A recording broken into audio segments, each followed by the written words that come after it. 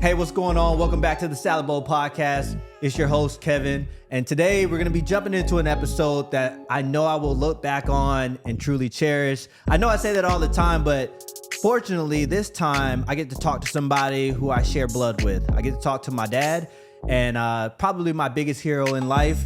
And hopefully we could dive into some conversations about life, marriage, fatherhood that could open up some doors, not only for me, but for the viewers as well. So let's get started and hop right into the next episode of the Salad Bowl Podcast. Now, give me my theme music. You are now tuned in to the Salad Bowl. You are now tuned in to the Listen up, don't care if you about to pass out or you just getting up. You really did your thing with this one, Kevin, gotta give it up. Messages you bring and be motivation to live it up. We out here really normalizing authenticity. Can't be talking all the time cause that mean you ain't listening. I think you look better when you smile, I see you glistening. Communication helping me to see what you envisioning. Yeah, back to the mission then. Whether you black, white, brown, yellow or green, more can be accomplished as a team. Together the problem is never as hard as it may seem. Lot of captivating convos like Martin telling his dream. We choosing curiosity over certainty. You should certainly subscribe to this one here with some urgency. This a win, even Cali know. You are now tuned in to the Salad Bowl. The Salad Bowl Podcast. It's the Salad Bowl Podcast. You are now tuned in to the Salad Bowl. It's the Salad Bowl Podcast. Yeah, you are now tuned in to the... It's the Salad Bowl Podcast. You are now tuned in to the Salad Bowl. You are now tuned into the Salad Bowl Podcast with Kevin Thompson.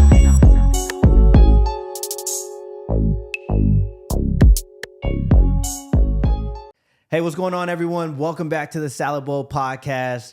Today, I get to sit down with, he's a number of things. He is a 20-year veteran of the United States Marine Corps. He's a pastor in Georgia. He's a husband. He's a father. And luckily, he ends up being my father. And I get to sit down and talk to my dad today. He came into town, into New Orleans, and he gets to grace the Salad Bowl Podcast with his presence. You'll know exactly what I'm talking about after this episode is over. You'll see some of the things that I get from him or some of the things that, he tries to hand down to me that I don't do so well on. But this is an opportunity just to invite and welcome my father to the Salad Bowl Podcast. Welcome, Dad. Thanks. Now, my dad's name is Steve Thompson, but you're going to hear me call him Dad plenty of times just because I don't call him Steve. I call him Dad. But welcome to the Salad Bowl Podcast, Dad. And though that is like a brief summary of an introduction, and I don't even feel like I probably only just hit the wave tops of who you are. Mm-hmm. One, I just want to say before we get started, thank you for sitting down with me. Okay. I wanted to be very intentional about asking you and our mother or my mother to come on this podcast because I feel like being able to capture moments like this with us on camera will mean a lot to me later on in life. So thank you for showing up, and thank you for, I know you probably came for your grandkids, but we're going to do this. All right. All right. But the first thing I want to dive in with you, Dad, is a segment we call The Harvest. We're going to get down to the roots of who you are. Okay. We get to introduce you to the people that are watching. It could be one person. It could be 100 people. It could be thousands of people. Who knows who's going to watch this? But I will say that we want to get down to the roots of what makes you you. And I really like to start off on your origin story of how Steve Thompson became Steve Thompson. Starting off, can you kind of take us through your early years of life? Okay. Well, first of all, I guess I have to give homage to Mom and Dad. Come from Frank Thompson Jr., who recently passed away within the last 2 years, and to my mom, Sarah Thompson, who is still alive and well today. I want to just say thank God for those two because that's where I started. I grew up in a household where my mother and father were there at least until I went to college. But growing up, always had the family structure. 2 brothers, one Alton, the other one Daryl. Daryl is deceased now, but Alton is still here. And that's where I came from. That's my roots. that's where I got my value system. I got that, and connected to those people are, of course, my grandparents. I had actually 3 grandmothers: Lillian Manor, Annie Ruth Thompson, and Eddie Lee Cost. I had those 3 to shape me, and then I had my grandfather on my dad's side. I never really got a chance to meet my mother's father. Okay. But that value system, growing up with my cousins, and we just had a big family that used to come together. On my mom's side, the most, we all came together at least once weekly. Wow. But on my dad's side, we got together at major occasions like family reunions, and his side was so big that we used to rent out parks because there's so many Thompsons. So I feel like the Thompson name is definitely in every state. Yeah, 100%. It's definitely a popular name. It also makes me think of, so y'all had a pretty big family. And I feel like the location in which you were born and which you grew up served to be pretty vital in the definition of who you are as well. I agree. In Atlanta, things are different than any other city, I would say. I think Atlanta is very unique.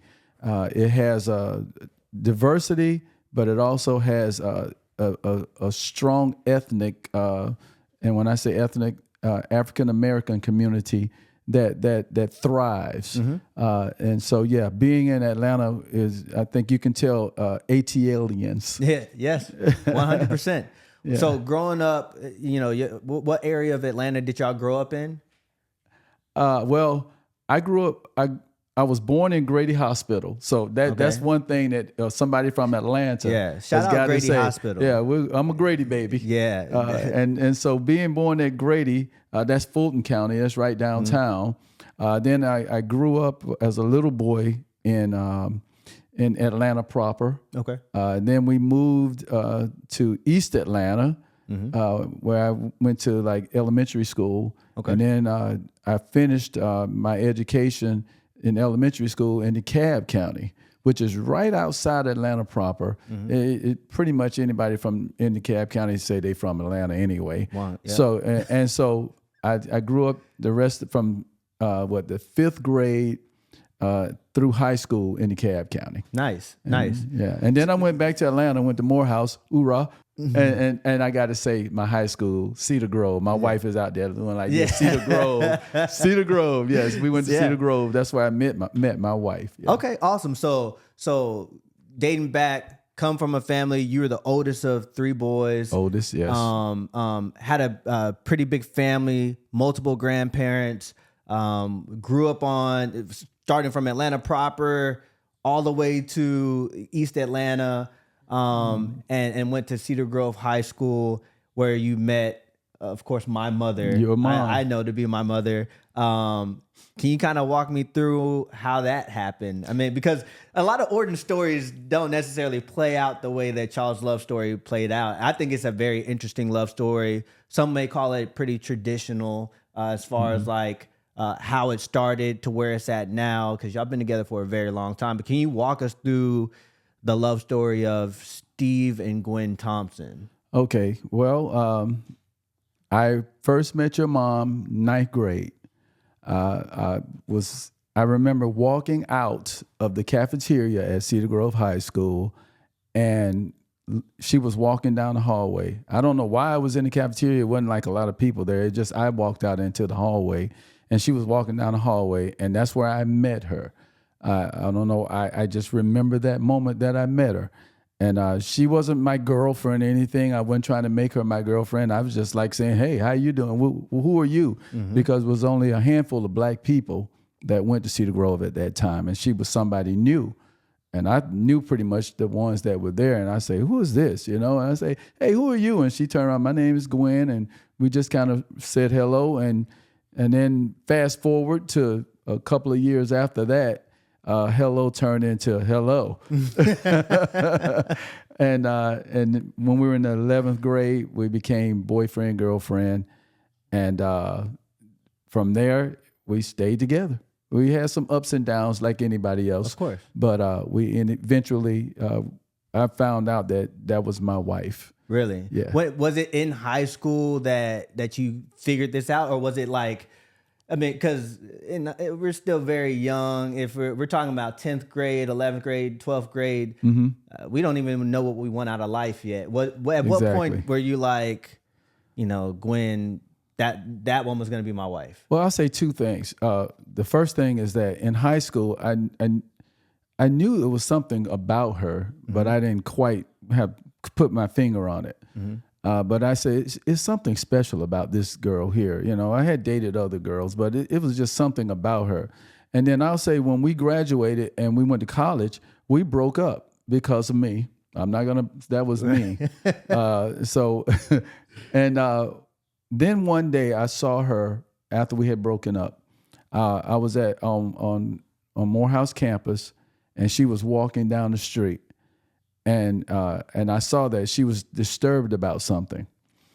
And because I guess I knew her, and we hadn't been, I don't know how long it had been, we had been apart, but I just looked over there and I said, that's my wife. I said, that woman, I said, why waste your time with anybody else? That's my wife. And I went over to her and we talked, and she did have something going on.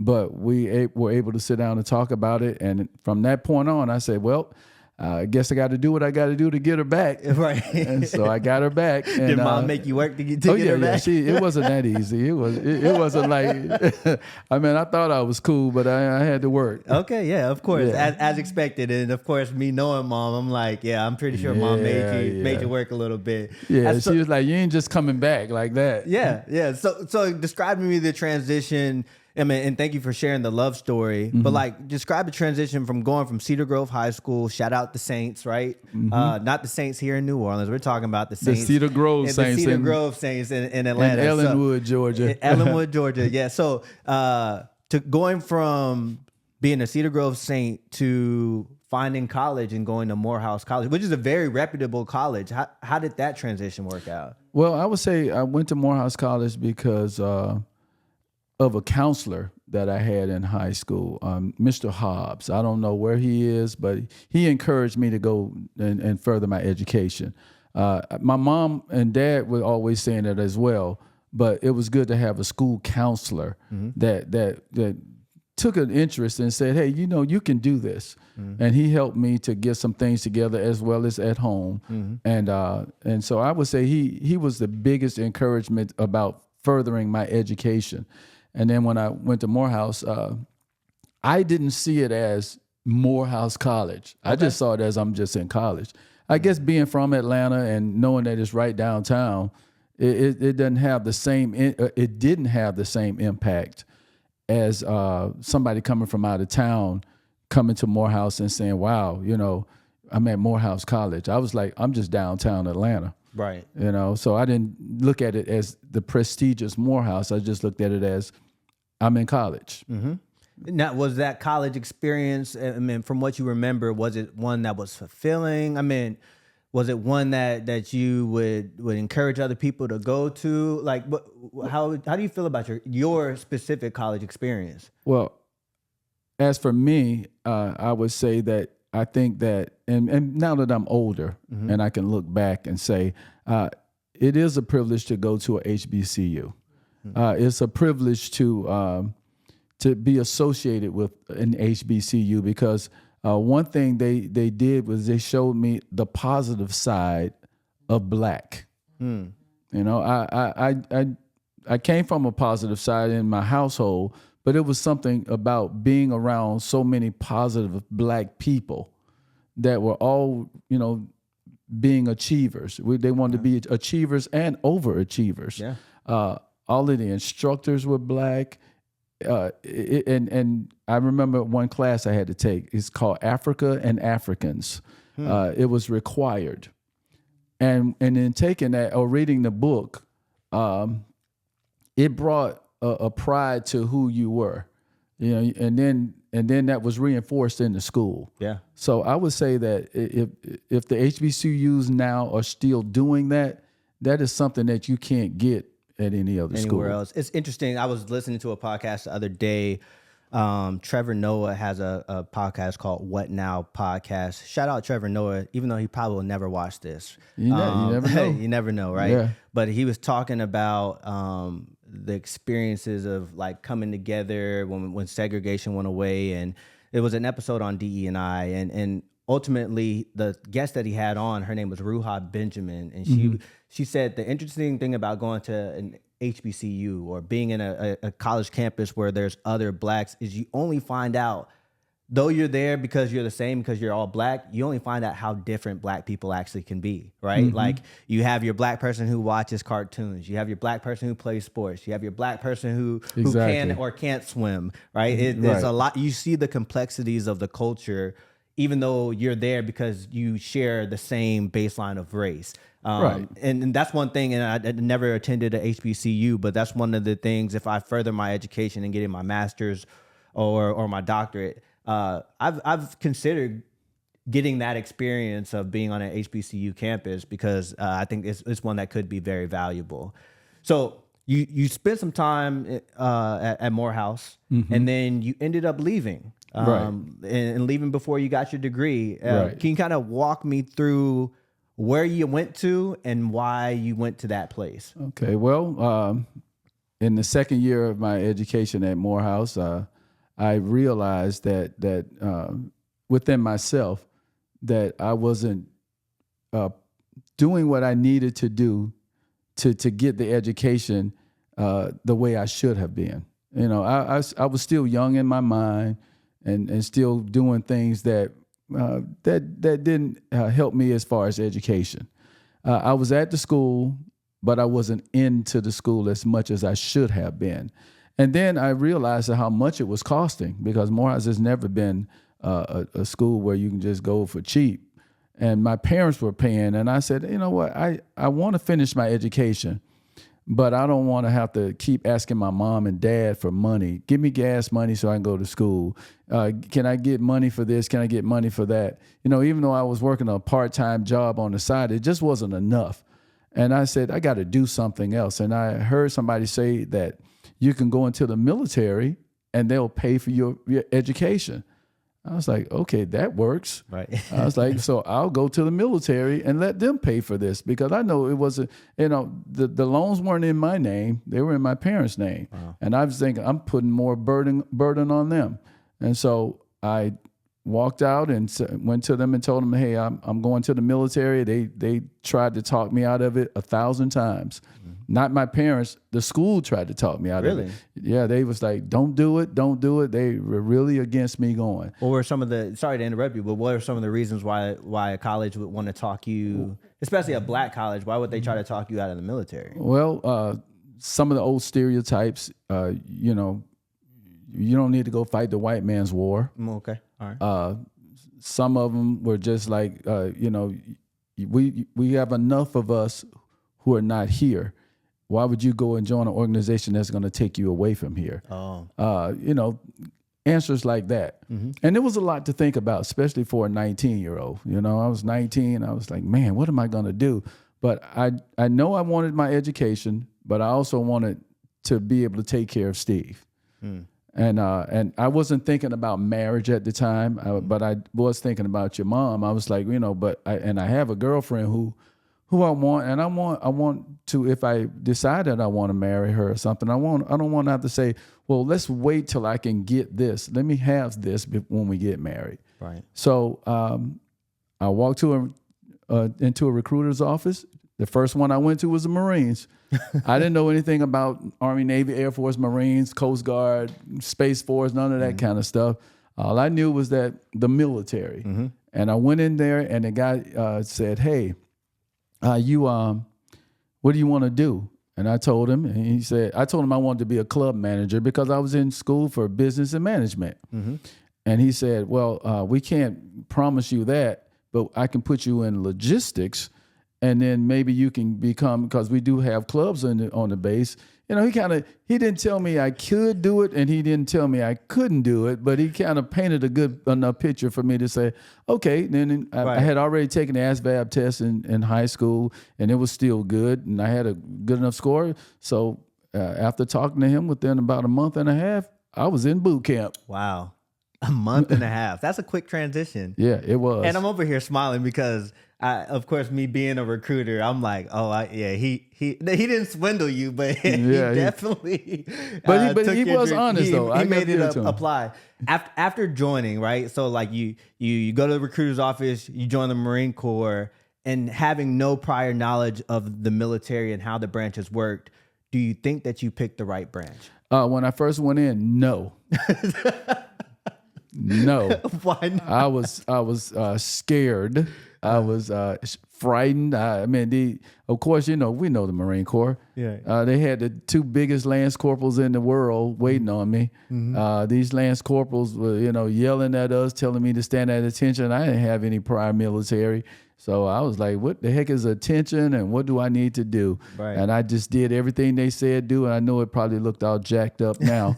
But I was like, this is not what I wanted to do. And then when I went in and met the drill instructors, and it was like, intense times 10. Mm-hmm. There were many nights in boot camp I was like, I should have stayed in school. I should have just stayed there, and I'll be honest, I did cry. Mm-hmm. I was like, and I prayed. I was like, Lord God Almighty, help me. Mm-hmm. This is not what I wanted to do. These people are just overboard on everything. Yes. But then I adapted to what was going on, and I said, you know what?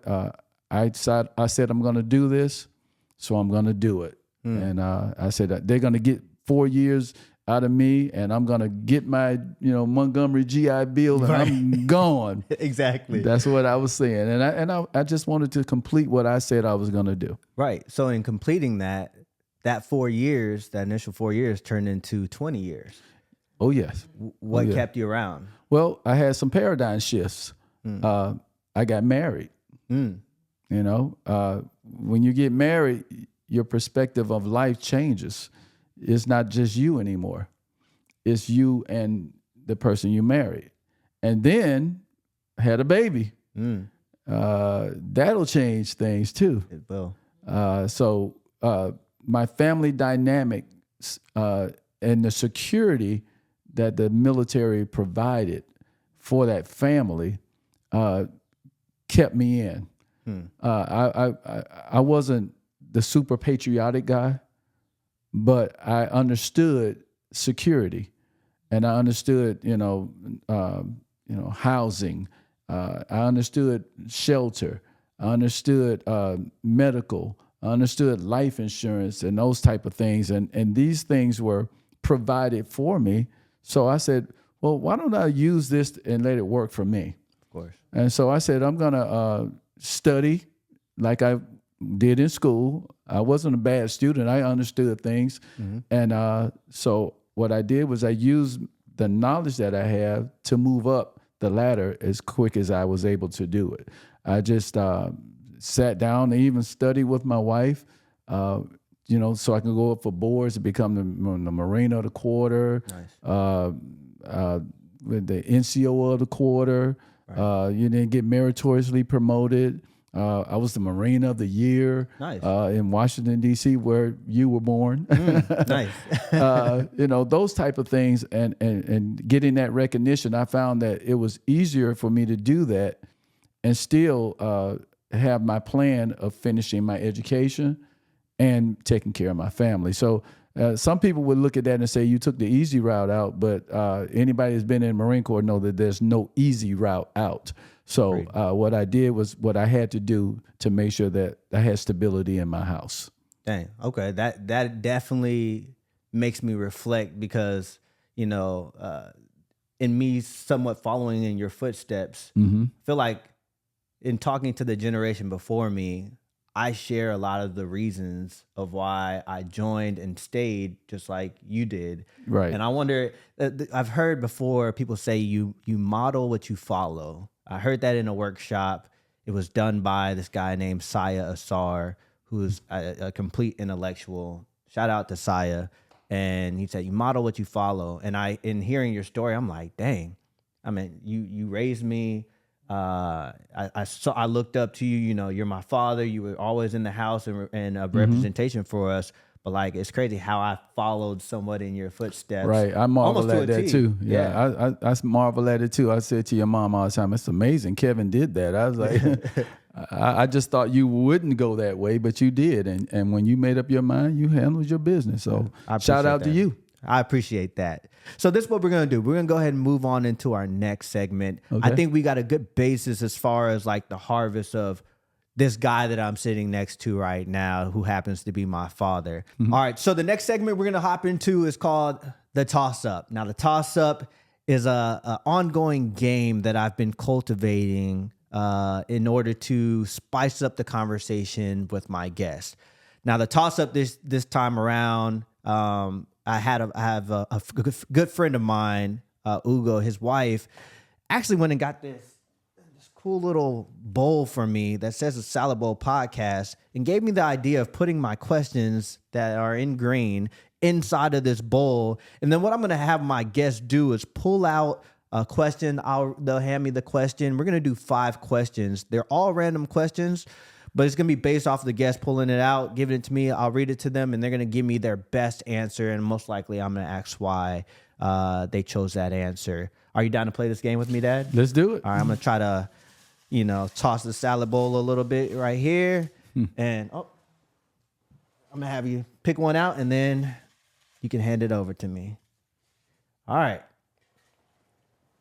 The first question of the toss-up says, would you rather the feeling of belonging or individuality?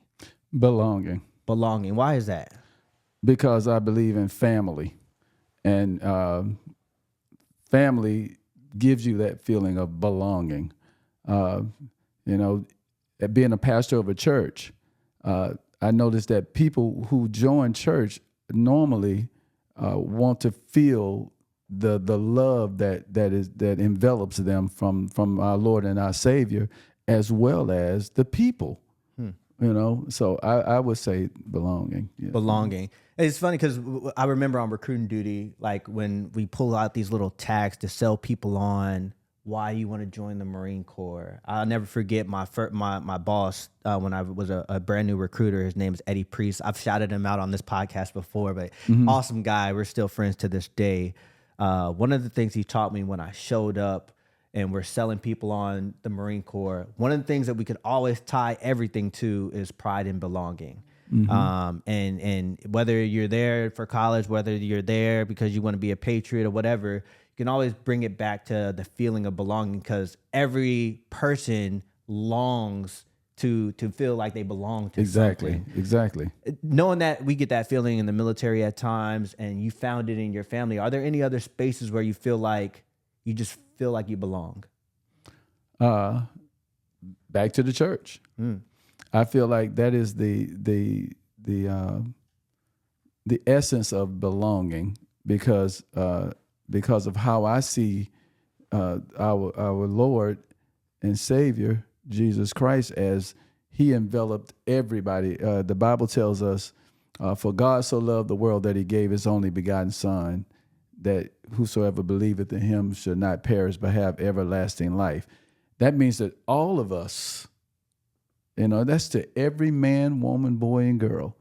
And that means that he's enveloping all of us into himself, which means that we all belong. Everybody has a chance to be saved. There's nobody excluded, no matter what they've done. Everybody has a chance to be saved. I like that. Great answer, Dad. All right. Okay. You got that was question number 1. I feel like you set the bar pretty high on that one. Let's see if you can outdo that with your next question. Okay. All right. Here we go. Question number 2 of the toss-up. Would you rather being vulnerable first or waiting until it's safe? Being vulnerable first or waiting until it's safe? I would say waiting until it's safe. Why is that? Why do you say waiting until it's safe? Because I think if anybody just jumps into something, without having any clue, without doing any research, you open yourself up to a lot of things. I can even go back to what you asked me earlier about joining the Marine Corps. I wasn't sure.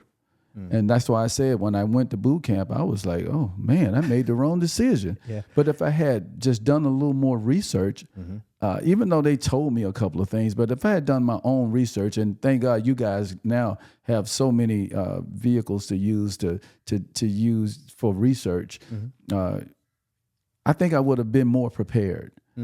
I didn't have the videos. We didn't even have cell phones. I didn't have the videos. I didn't have, they put one little VHS in and it played like 2 minutes and it was just saying, you're going to be at Paris Island, that kind of stuff. Right. But I wasn't prepared, even physically. He just said, you're a basketball player, so you're in shape. But I didn't know that I was going to have to run that much, I mean, I was a basketball player, but not a marathon runner. So, but we ran every day. Yeah. I was like, this is ridiculous, but hey, but if I had done the research and then just go, because I had in my mind, I had, what I wanted and why I was going, but I didn't really do all the research. Of course. So I think you should do the research first. Yeah, that's interesting. And I'm going to low-key turn this back on you, Dad, because I remember when I signed up for the Marine Corps, and I remember asking you for advice. And you did this out the kindness of your heart. And I'm actually glad, because this question actually puts me on the fence, because I do think that there's a little bit of vulnerability that's needed in order to gather your own experience. But I remember before I went to boot camp, I'm like, Dad, can you, this is 18-year-old Kev, I'm like, can you kind of tell me anything to help me out? And you said to me, and I always think back on your words as very wise, now that I'm a little bit older, but you say I'm not going to tell you much just because I wanted for it to be your experience. I don't want to give you my experience and have you expect that, because it could be different. I want you to live your experience. So I always, when I hear that question, I'm like, I can accept the fact that, we want to be more read in and have the research, but I can also acknowledge that there is some value in diving into some things and getting your own experience as well. So That's true. I really like that answer as well, Dad. All right. Cool. Question number 3. Go ahead and dig in. I get the big one there. Get the big one. All right. Let's see if it is an actual big question. This is a good question. Oh, okay. All Here right. we go. Whatever your mind goes to, okay. Would you rather let it go or hold on just a little bit longer? Yeah, hold on a little bit longer. I'll say hold on a little bit longer. Do you mind sharing what your mind goes to when you think about holding on just a little bit longer? Peace and tranquility. I wish that there was more peace in this world, and when you do get a little bit of peace, it's good to hold on to it as long as you can. Yeah. I feel like, especially during times like now in the world, and I feel like we always polarize what we're going through right now, but the world has been in turmoil for probably forever. since the beginning, right? Yeah. But ultimately, I think one thing that I've come to value over time is that peace, and any chance that I get that peace, knowing that life goes up and down, when you get that peace and you feel like you're up, the down is coming. And it's if I could just hold on to this a little bit longer, I can sympathize with your answer on that one. Yeah, it's been a couple of things in life that have been real powerful, and can turn that will actually turn me upside down. But when I found some peace, that's the Bible says, and I'm going to always refer to the Word of God, it says about a peace that surpasses understanding. We don't have to get into it, but I'm just saying that when your sister passed, I needed that peace. When my dad just passed recently, I needed that peace. And if I could hold on to it just a little while longer, it makes such a difference in your life to just be able to say, I know I can't change it, but I can accept it. And I can accept this moment of peace. Where do you have to be at mentally in order to, because unlike yourself, like you said, you've dealt with some death in your life. And I feel like it's an inevitable thing, but I haven't, my parents are still here. We just lost granddaddy. But I haven't dealt with a lot of loss. You lost, you and mom lost our older sister.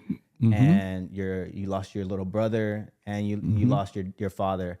How do you, if you had to give anybody advice on how to get through those hardest times? Because I would imagine those are probably some of the hardest times of your life. Yeah, they were. How do you push past that? Foundation. I know for a fact, and initially I didn't know, but I know now that if it had not been for the Lord in my life, that foundation of knowing that no matter what I'm going through, I can always talk to him about it. I can call on the name of the Lord and he'll hear me. He's not going to judge me about it. I can say what I want to say, get it out, talk to him about it, and he will give that peace that I was talking about. But you have to establish that relationship with him to understand that he's always there. He was there when I didn't even know he was there. He was always there to give me what I needed. He knew those things were going to happen. And then also it teaches you that things are going to happen no matter what. And so what do you plan ahead? Do you say, well, I need that peace, so I better start getting to the source of the peace. And in doing so, I just tried my best, and for some, it might sound cliche, is because, he's a pastor, but I found that my peace is in my God. So if I stay close to him, when those things happen, because they will happen, They will. I can go to him for that peace that I want. Yeah, understood. Yeah, it's a great answer. Great answer, and I think either the viewers, and I can speak for myself, I won't speak for everyone else, but one that I definitely think that when the time comes, because like you said, things like that are inevitable. Yeah, inevitable. I'll be able to look back on this one and be able to draw a plan on how I find that peace. So thanks for that question. You got 2 more questions, Dad. 2 more. 2 more. Here we go. All right, this is a good one. The next question number 4 on the toss-up is, do you thrive more in structure or chaos? Structure. That was easy. Tell me a little bit more about that. Tell me more about you thriving in structure rather than chaos. Because some people can pull off chaos. Things need to be chaotic for people to really like tap in and get it going. But you said structure. I like structure. I like for the path to somebody has already gone that way, and I like to follow it and see if I get the same results. Chaos, I don't like trying to work through that. I just try to. I want to see what's already been proven, and like for example, the Marine Corps. I go back to that because that's what we both definitely know. It was structured. I have to give it to them. They have a structure. It might not be the way you want it to be structured, but it's a structure, and they stick to it. Yes. And so you either adapt to it or you leave, and you do what you have to do, but you know the structure. Right. When I stopped being a Marine and went to teaching, it was structured. Lesson plans. You know what you're going to teach. And because I did it so long, I had the structure in my head. So it wasn't hard. If something came up, it's like, okay, well, what do we need to do? This is what's already been established. This is what needs to be done. So there's a structure to it. And then, last but not least, in life, there's a structure to success. You can get to it by different avenues, but each avenue comes back to that success that you might figure I want to be this or that. And here it is right here. And you might say that's the straightest path for you. But I might think this is the best path for me. Of course. But guess what? It's structured. My path is structured. Your path is structured because you already set in your mind what you want to get to. Of course. We're both going to get there. Yeah. And we're going to get to that we want. Master Sergeant. It's almost like the question answers itself because through chaos, I feel like the answer to chaos is through structure, right? Like I feel the same way. And like you said, there's a lot of different ways to skin that cat as far as like what your structure looks like, what my structure looks like. But ultimately, it takes some kind of structure, even if it's the first time that it's happening, in order to meet that success and what you're looking for. Right. Yeah, I like that. I like that. I think in my mind, chaos could be the byproduct of the lack of structure. I agree. Which I think comes full circle on saying why structure does fix chaos. But there are some people I've served with some people. I've known some people in life who really do thrive in chaos. Like when everything is burning down, this person is just like having a smoke. They're just like, oh, I know some people like that. Yeah, it's no big deal. It actually reminds me of my time in previous billets in the Marine Corps, where I would say, because I've gone through those things, whether it was deployments, whether it was, special duty assignments that were really stressful. Now that I'm working back in the regular Marine Corps and the fleet, nothing really stresses me out. Like, that's true. I'm like, man, this chaos, because I was able to thrive in that chaos. Shoot, now I feel like I haven't worked a day since that. Right. Well, wasn't the first day of boot camp chaos? First day of boot but camp. But then chaos. by the time you graduated, it became structured. You're right. I like that. All right, we got one more question, Pops.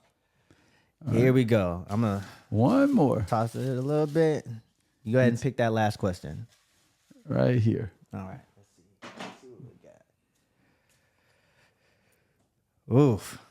Pick the last a good last question. Okay. All right. The question is: would you rather live in the past to understand, or live in the future to dream? Live in the future to dream. Why is that? Because the past, because of life experiences and continuously learning from that, it helps me to dream for the future. If I didn't have that past to know, don't go this way, don't do this, don't do that, because of trial and error, then my dreams will be distorted. But now I can have realistic dreams because I know what I need to do to get to those dreams. I like that. Definitely like that. Yeah. Is there something of your past that has sparked a dream that you currently have right now? Well, yeah. I always wanted to be able to sustain and be able to do what my wife and I want to do at the time we retired. And because of the past and seeing people who didn't do it right, and seeing people who tried to achieve it in alternate measures and didn't achieve it, it helped me to find the structure that I needed to make sure that when we sat down and said that we're not working anymore, that we could still thrive in this environment that we live in. No matter who the president is, right. No matter who the governor is or the mayor is, because thank God he allowed us to put things in an order to where we can do the things that we want to do. I like that. Yeah, I like that a lot. And especially like examining the past and analyzing the past. And what do they say? I'd much rather learn from other people's mistakes than my own. Exactly. Like, Exactly. Hey, if I can learn off that, I'm going to try to do my best to learn off that. And it seems like it's created a level of structure that you have in order to get what right looks like for you and my mother when it comes to retirement. Yes, most definitely. I don't want to go down that road. If you told me it's a lion down there, I don't want to go down there to see the lion. I'll just trust that it's a lion down there. Although we all know when we were younger, we went to go see the lion. Yes, 100%. 100%. Where that lion at? Yes. And then we get down there and get scratched up and then come back and say, I should have just listened. Of course. Sometimes you gotta you're just not gonna listen to other people, and you gotta take your licks in order to learn your lesson.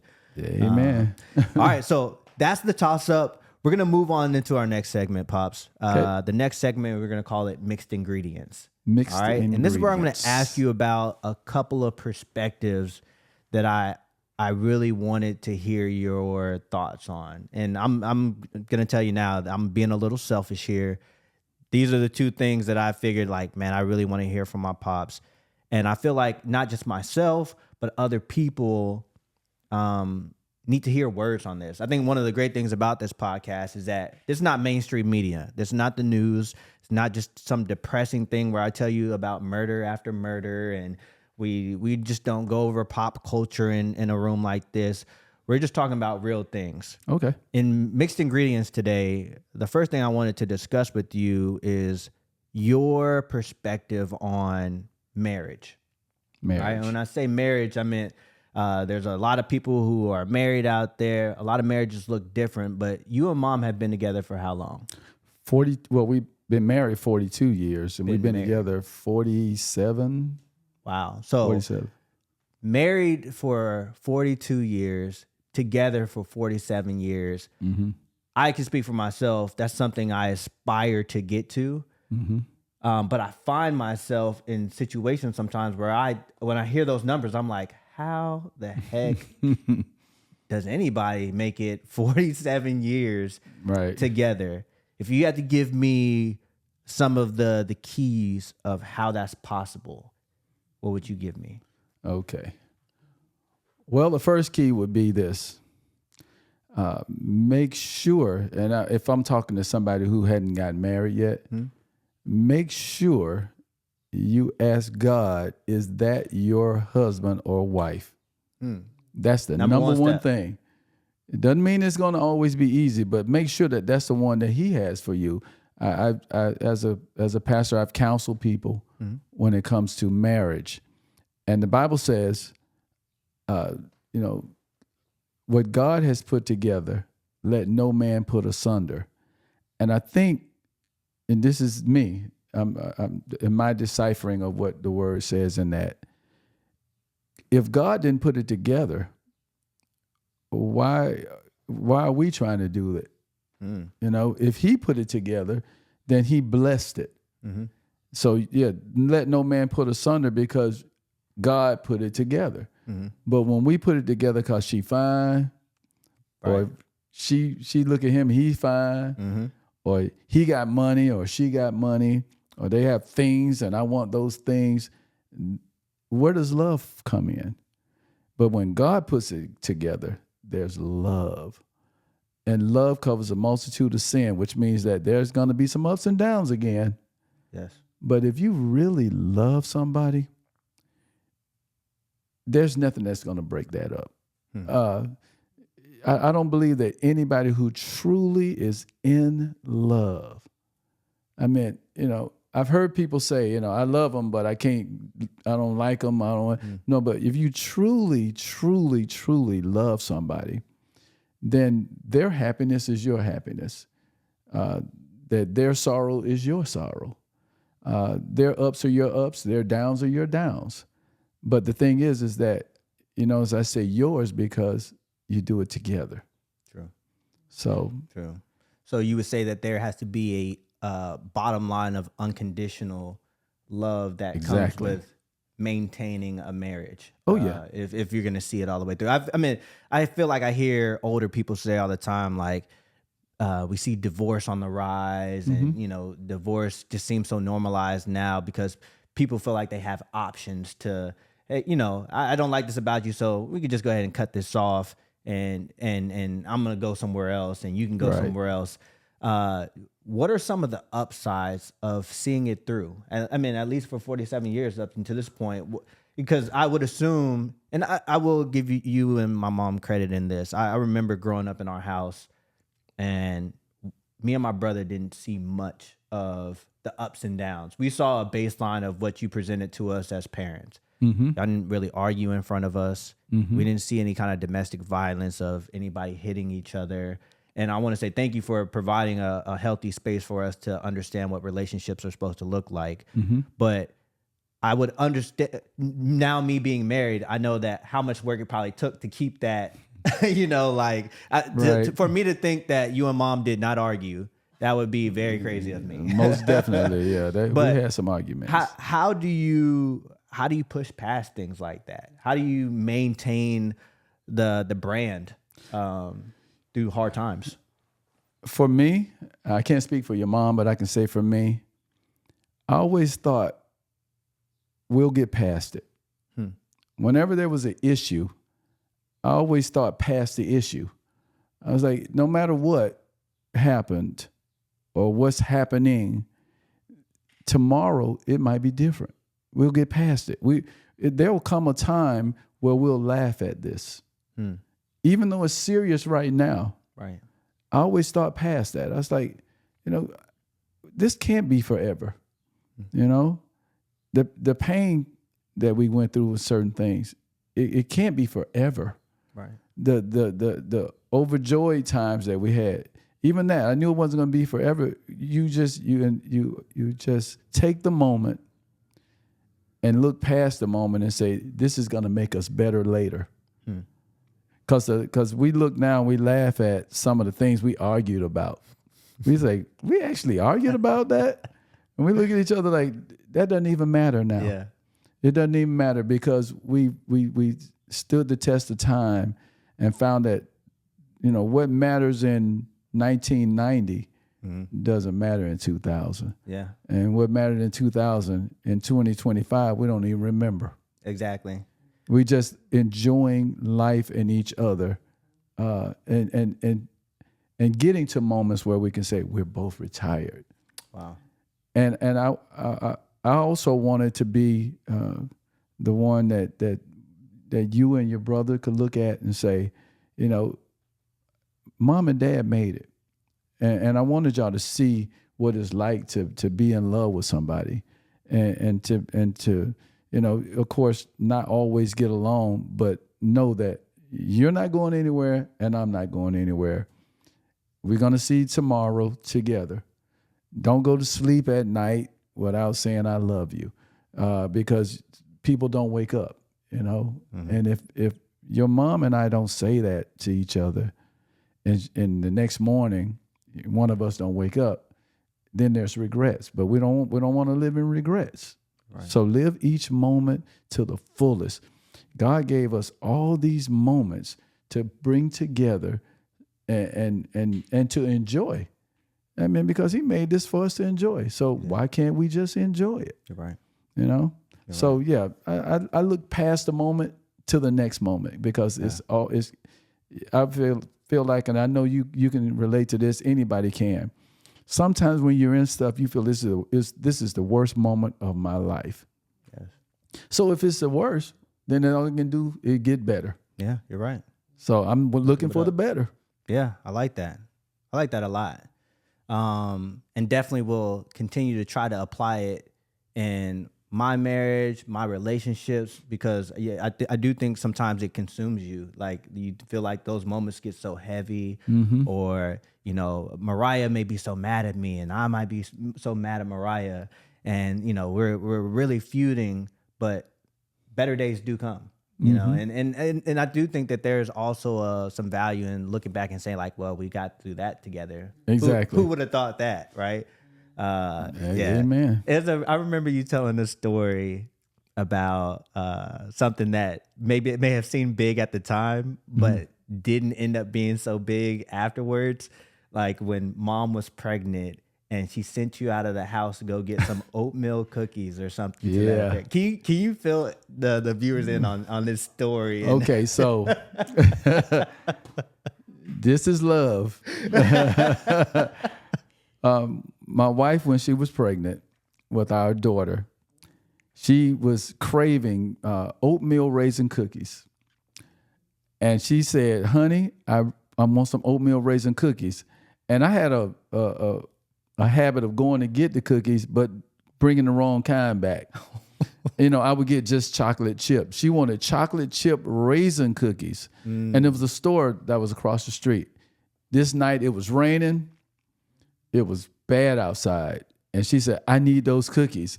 And she was like almost shaking, like, honey, I need those cookies.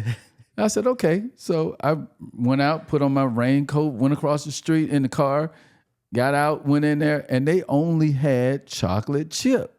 They didn't have chocolate chip raisin. I said, well, I'm getting the chocolate chips. I grabbed the chocolate chips. I come back home.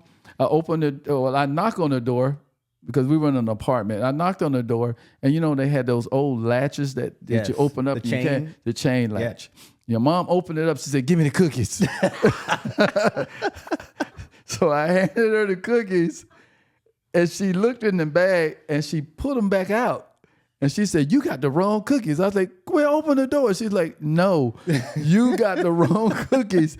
Go get me the right cookies. I was like, Gwen, are you kidding? And I was like, Gwen, open the door. She's like, no. And she did not open the door. She did not let me in. Wow. I grabbed the bag. I grabbed the bag and I went to another store and found the right cookies. When I got back, the same thing. Let me see the cookies. She looked in the cookie bag and then took the latch off, and I went in. Oh, wow. Yeah. Like you said, when you started the story, that's love right there. That's love. That's love. But I'm pretty sure in the moment, as serious as those cookies seemed to mom, she could probably laugh about that moment, especially after 47 years of being together, 3 children. Yeah. Like, look back and we say, laugh now. Yeah. Oh, yeah. That's at that hilarious. moment, I wanted to kick that door in. I understand. You won't let me in my own house? But she was like, I need those cookies. So awesome. I got the cookies. Yeah, I like that. So to any guy out there who has a wife that's craving, just go get it. Yeah. Just go get it. Just go get it. There is another part that I wanted to talk to you about. What's that? We talked about marriage, and thanks for shedding a lot of light on how you get through the hard times, the after effect and the top of the mountain when it comes to staying together and being able to look over the course of the adventure you've been through together, whether good, bad, or indifferent. Mm-hmm. But the second selfish question that I had for our conversation was about fatherhood. Mm-hmm. You raised 3 children, mm-hmm. and all 3 of us, I would say, very different personalities. But as I navigate fatherhood, there's questions that I come up with as far as like, when am I pushing too hard? When do I need to scale off? When do I need to not be so passive? When do I need to be more direct? And over your time in being a father, and I'm the baby, so I'm at I'm 37 years old. You've seen me leave the house and gone to live my own life, but like, is there any advice at any point in fatherhood that you could give to either the viewers out there or myself as your son of some of the best tips that got you through? Well, it's a learning process. I had to learn this through trial and error. But every child is different. Mm. Every child. There's not one child that's exactly like another child, even twins, fraternal or identical.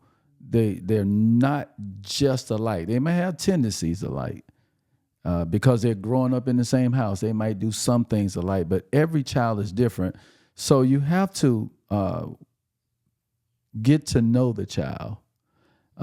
And I think that I found out who you were and your brother were after I retired from the Marine Corps, because I got to spend more time with you guys. So without that time, I still would have had a notion of who you were, but your mom knew you better than I did because she spent more time with you guys. Once I got to spend more time with you guys, I started finding out who you were. And then I understood what worked better for you and what worked better for your brother. But initially, I was just going off, this is what we do when you do this. But then I found out that it might not work for you that way. It might not work for your brother that way. So I had to learn how to apply what worked for you. And again, with trial and error, I found out some things, this didn't work, that didn't work, or that didn't work. Mm-hmm. But eventually something worked. Right. Because I can look at both of you and you're still here. You still know right from wrong. You still know, what it takes to be a good person. Right. To be a God-fearing man. Mm-hmm. To understand that everybody, you can't approach everybody the same way. Of course. So your children, and being a father to your children, the hardest thing is just being that example, because you want to be that example, and you're going to mess up sometimes. Right. But you still got to remember, you might be in that moment of messed up, but tomorrow you got another chance. You do. And if God let you live till the next day, you got another chance to try to figure it out. Yeah. That's something your brother been saying lately. He said, I'm figuring it out. I'm trying to figure it out. Mm-hmm. And I get that, because that's what I was doing a lot of times when we were driving to the school and I was talking to you guys. Y'all didn't want to talk, but I just kept talking. I was trying to figure it out. Yeah. What do I have to do as a dad to get to my sons to make them see what I want for them? Yeah. What do I have to do as a dad to let my sons, I love you, even though I have to chastise you at times. And even in doing that, sometimes I did that wrong. I should have done this. And I look back and say, maybe I shouldn't have done that. Maybe I should. That's going to happen. But as I got to know you more and more, I think that's why we can talk now. I think that's why your brother can call me, even though he might not want to really talk about it. He'll say, Dad, I need to talk to you. Yeah. Some things I don't want to talk to Mom about. I don't want to talk to you. But I think because we established that relationship way back in the car, driving back and forth to school and home, I think that helped a lot. Yeah. What would you say as far as like, the cat's out the bag. I want to share something with the viewers. Like me and my brother, actually, I'm going to speak for myself. Kev was not a good student in school. I was not the best student. I was very mischievous. I got suspended multiple times. I mouthed off to teachers. Probably needed the Marine Corps more than anybody else did. But I was very mischievous and got into a lot of trouble. How was it being a father, navigating through seeing me fail countless times and knowing that that's not what you wanted for me? How is it looking at your children and wanting something more for them than they want for themselves at the time? It was hard, but if you recall, and I don't know if you can remember, I always told you guys, you're better than that. You don't have to, why? And when I asked you, why did you do this or why did you do that? You didn't have to do that. I always gave y'all the question of, couldn't you have done that a different way?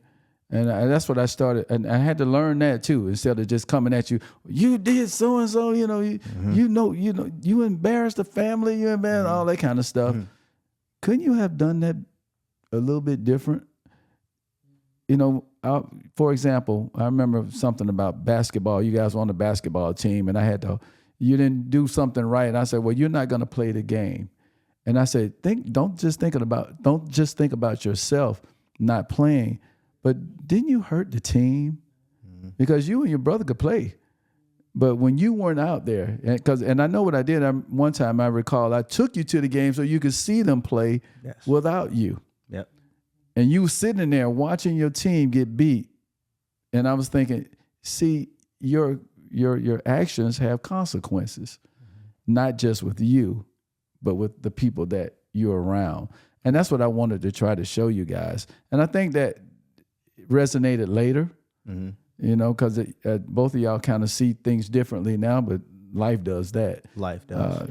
But as a parent and as a father, it was learning how to deal with you guys individually and collectively.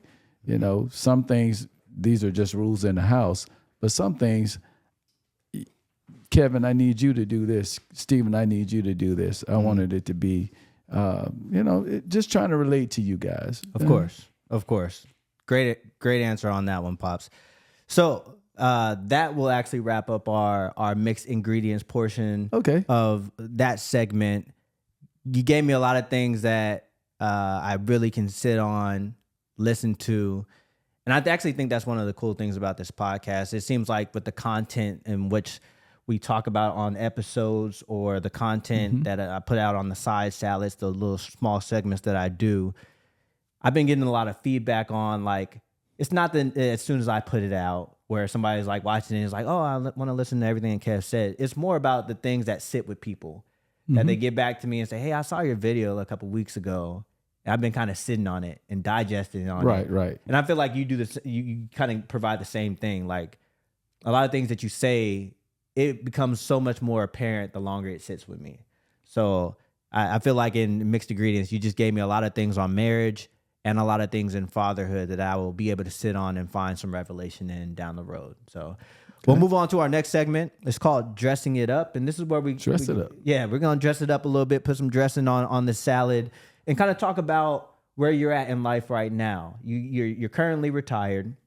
You retired from the Marine Corps, and we didn't really hit on it, but after the Marine Corps, you went to go teach JROTC in Atlanta, and you did that for 21 years? So you had a 20-year Marine Corps career, a 21-year teaching career as a JROTC instructor, and now you find yourself retired and you're a pastor. If we dress this thing up, like in some of the things that you're doing right now when it comes to your personal branding, how you're living your life, and how the retired life is treating you, where do you find most of your emphasis going to in life right now? Number one, I get the most out of seeing somebody realize that there is a God. That's number one. When I see the light come on in somebody's head and they say, he's real. He's real. His son, Jesus Christ, he's real. The Holy Spirit, he's real. That is something that's unexplainable. Because as a pastor, you preach week after week, and some people get it, some people don't. But when you see that light come on, and you see that somebody says, he's real, that's amazing. And then second in that priority, I would say the life that I had with your mother, and what we're doing together, it's like a fulfillment. You know, it's like, wow, you do what you got to do for God, and God will make sure that you have the things that you want.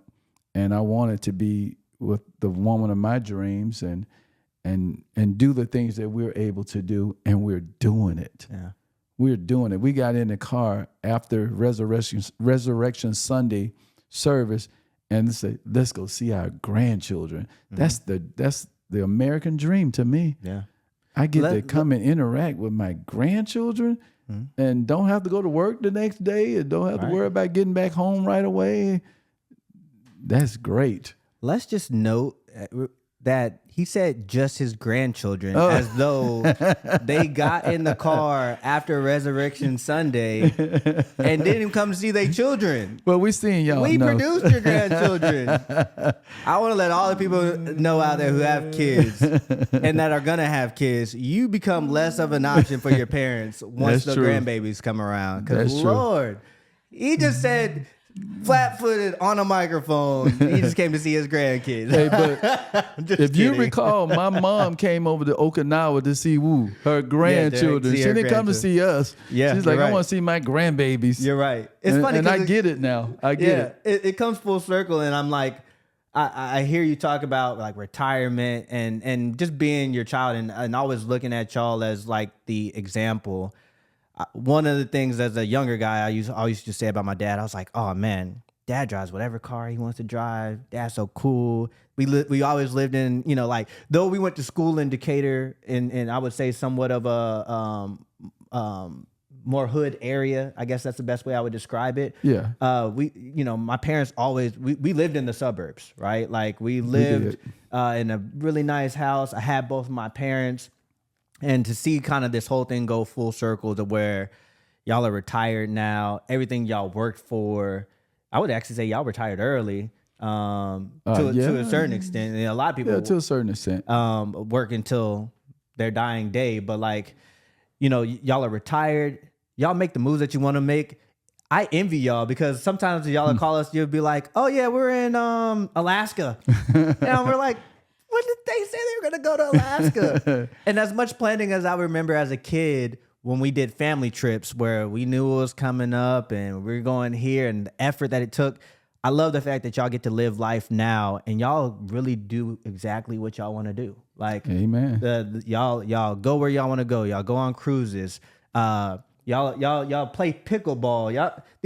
My mom and my dad are very avid pickleball players. I feel like the competition level, because my father played basketball, was always into competitive sports. But he's been able to transfer the competitive sports of basketball and things that you had to play a little bit harder on now to pickleball, and still find a lot of joy. Just as hard. Why has pickleball became such a big thing in the house? Well, how did you find this? Well, I was in the gym one day before I retired, and I was walking around, and I looked downstairs, and I saw a whole bunch of people that looked like retirees, and they were all just communicating with each other. I don't know what was going on. I think they were having some kind of party or something. And I was like, man, all those people together? I was like, what are they doing? And I looked down there, and then after a while I heard, poo-coo, poo-coo, and they were hitting balls. I was like, I'm going to go down there and check it out. So I went down there and looked, and I said, what is this? They said it's called pickleball. Mm-hmm. And it's like, you want to play? I was like, nope, I'd rather play basketball. Yeah. I was still playing basketball, so I said, I'm not going to play that. But when your mother retired, I said, Gwen, you should go over there and check out pickleball. I said, it looked like it was kind of fun, and it looked like the people are engaged with each other. It's a lot of camaraderie there. Mm-hmm. So she went, and I was still working, but she was retired. And the next thing I know, she was like, ooh, I like it. Mm-hmm. And she would come home from pickleball, and I come home from work, and she would tell me, we did this, we did that. And she's like, and I'm learning, I'm getting better. I said, well, shoot, I better catch up. And if you know anything about my mother is extremely competitive. Very, very. I don't care if you're playing checkers. I don't care if you're playing marbles. You know what I'm telling you? Whatever the game is, my mom's gonna compete, and she's gonna compete hard. It probably took me and Steven, my older brother, a while to even be able to beat her in basketball. Yeah, she would give us some elbows. She would make sure we don't win. So when she got that taste of pickleball, she brought it back home. You knew you had to get on the good foot. Super competitive. I said, look, I can't go out there and let my wife outdo me. Right. And so right before I retired, I started taking days off. And when I took those days off, I would go to the gym, and I went through the class of learning how to play. Nice. I moved up quick, I guess because I'm somewhat athletic. Mm-hmm. So I moved up and caught up to your mom, and we both play at a pretty good level now. Nice. We're not professional or anything like that, but we play. Mm-hmm. We're competitive. Yes. We're not beginners, or we're just, I would say they have it in 3 sections. You have novice, which is beginners, mm-hmm. intermediate, and advanced. I would say we're in between intermediate and advanced. We play with the advanced to get better.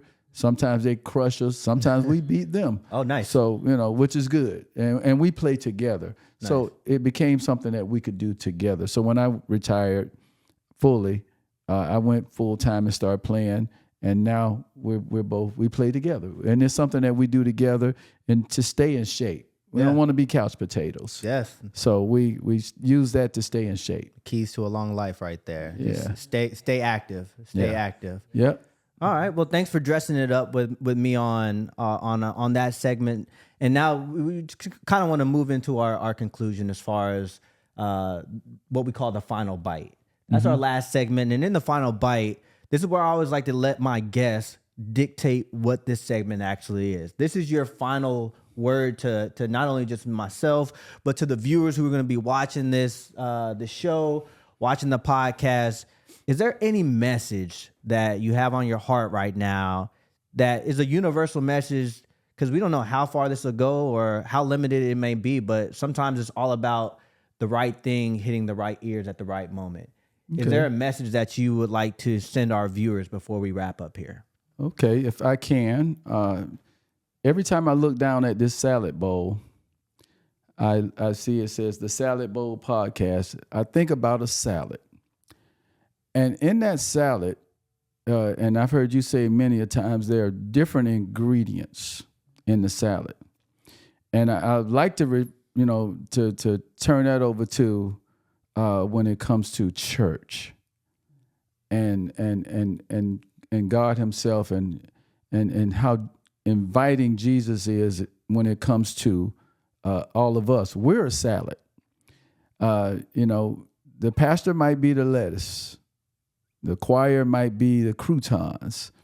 The ushers might be tomatoes. The motherboard might be the onions. The deacon board might be the salad, the dressing that you put in, But all together, we all fit together. It doesn't matter what your race, religion, sex, everybody is invited to the church. And every time I think of that bowl, I think of the church. It takes all of us to make the whole salad. So for those who know the Lord and the free pardon of their sins, I would say keep going to the bowl.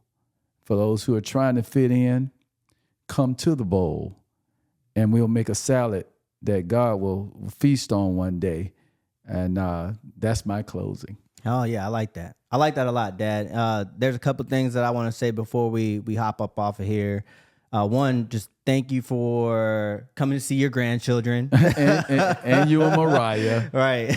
But also, thanks for doing this with me as well, because I really appreciate where we are in time right now as a world, because we have the opportunity to document a conversation like this.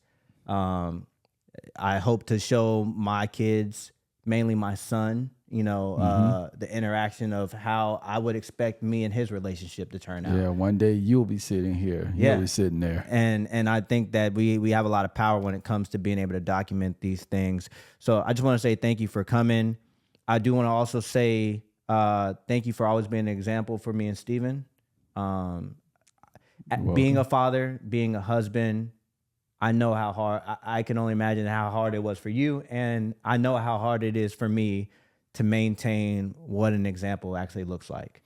And I want to kind of give you your flowers while you're here, that you did it very well, Dad. Thanks. You were an outstanding example for us. I look at some of my friends, even some of my close friends, and sometimes I dwindle down, like, how did I get so far in life when it comes to my success, my thought process, my world views. And sometimes I find that the answer is that I had my dad in my house. Amen. And not everybody gets that. So I appreciate you for being there for us. I think that it means a lot to me. And Steven's not here, but I know it means a lot to him as well. And yeah, Steven, if you watch this, shout out to Steven. Shout out to Steve. Steve. And thank you for sitting with me. And make sure that if you're out there, you're listening, you're watching, please subscribe. Make sure you like this episode, comment, leave your thoughts. Reach out to me personally if you do know my number, or follow me on the social media platforms. Let me know what you thought about this episode. I really appreciate everybody who tuned in. Make sure that you continue to choose curiosity over certainty. These conversations cause people to be curious and have them go on journeys to answer questions that they need to find. And then last but not least, make sure that you normalize authenticity. Just be yourself. That's what the Salad Bowl is all about. Be your authentic ingredient, bring it to the table, and I guarantee you we have a lot to talk about. So that wraps up another episode of the Salad Bowl podcast. Thank y'all so much. See you on the next time. Peace.